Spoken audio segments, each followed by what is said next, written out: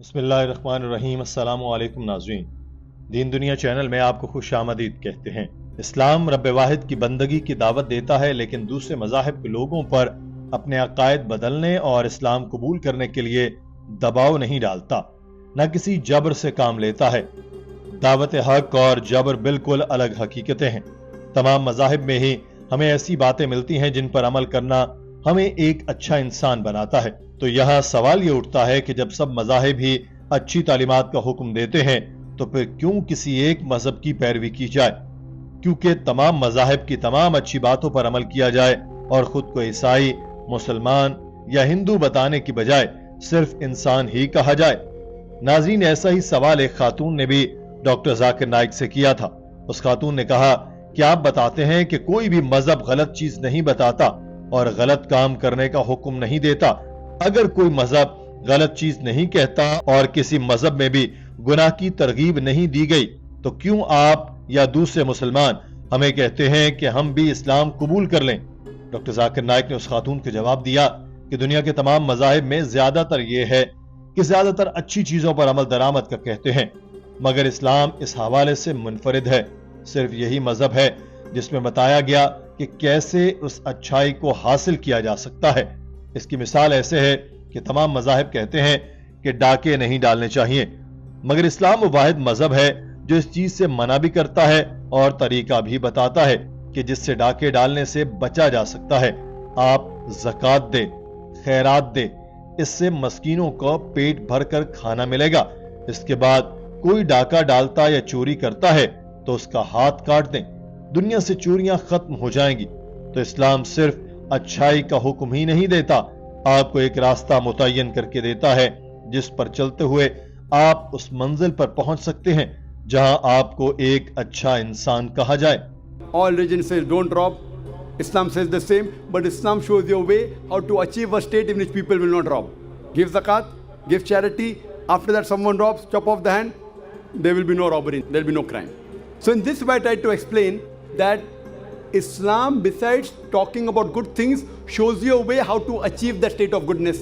Doctor Zakir Naik نے اس خاتون سے کہا کہ آپ ہندو ہیں، اگر آپ کو ایک اچھا ہندو بننا ہے تو آپ کو اپنے مذہبی صحیفوں کی پیروی کرنا ہوگی۔ آپ کے ہندو صحیفے کہتے ہیں کہ خدا ایک ہے۔ بھگوت گیتا میں لکھا ہے کہ بت پرستی حرام ہے۔ اس میں اشلوک ہیں کہ وہ لوگ جن کے علم کو مادی خواہشات نے ڈھانپ لیا ہے وہ نقلی دیوتاؤں کے سامنے ہتھیار ڈال دیتے ہیں، اپنی خواہشات کی پیروی کرتے ہوئے وہ بتوں کی پوجا کرتے ہیں۔ ڈاکٹر صاحب نے بتایا کہ کل کی پرانا میں آخری پیغمبر کو کل کی اوتار کہا گیا ہے۔ ان کے والد کا نام وشنو یاس بتایا گیا۔ وشنو ہندو میں خدا کو کہتے ہیں اور یاس کا مطلب ہے بندہ، یعنی خدا کا بندہ۔ عربی میں ترجمہ کریں تو وشنو یاس کو عبداللہ کہتے ہیں۔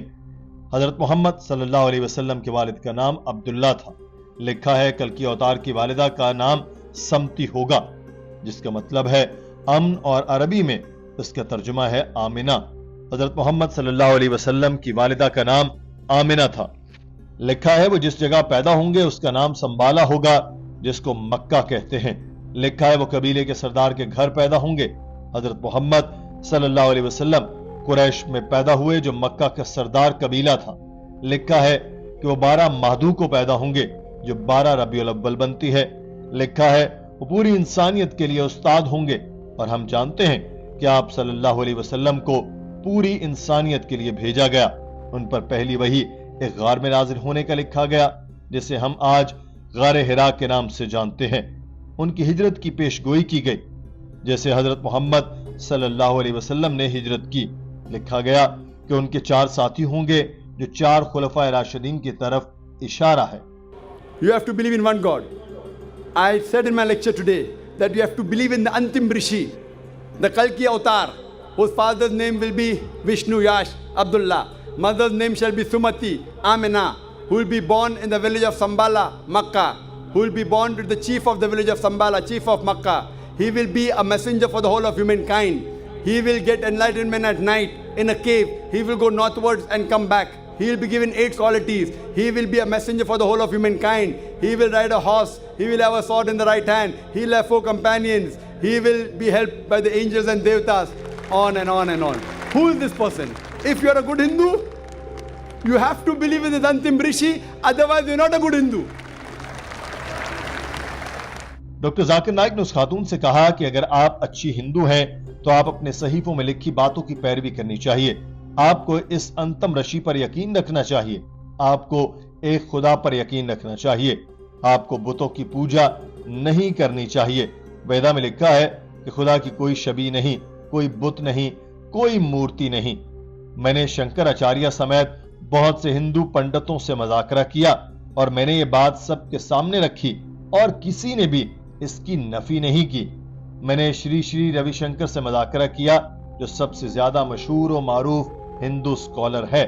میں نے اسے بتایا کہ زندگی گزارنے کے لیے سب سے بہترین ہدایت نامہ قرآن پاک ہے.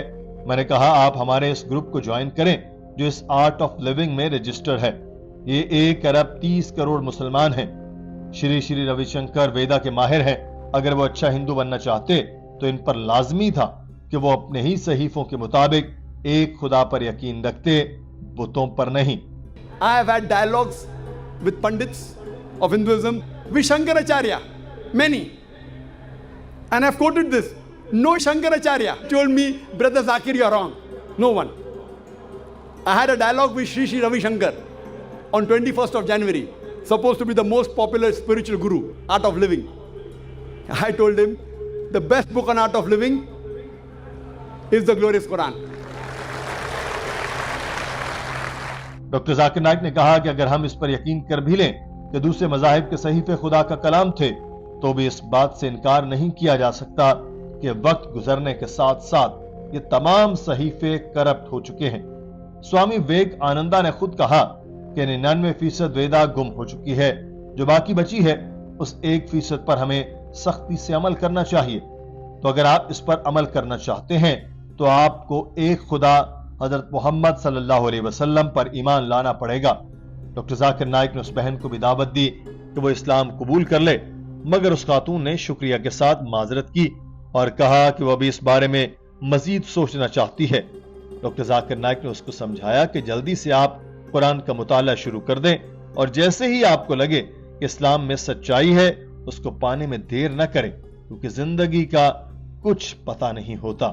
Similarly, sister, when I say that all the other scriptures, even if you agree with the word of God, by the passage of time they have been changed.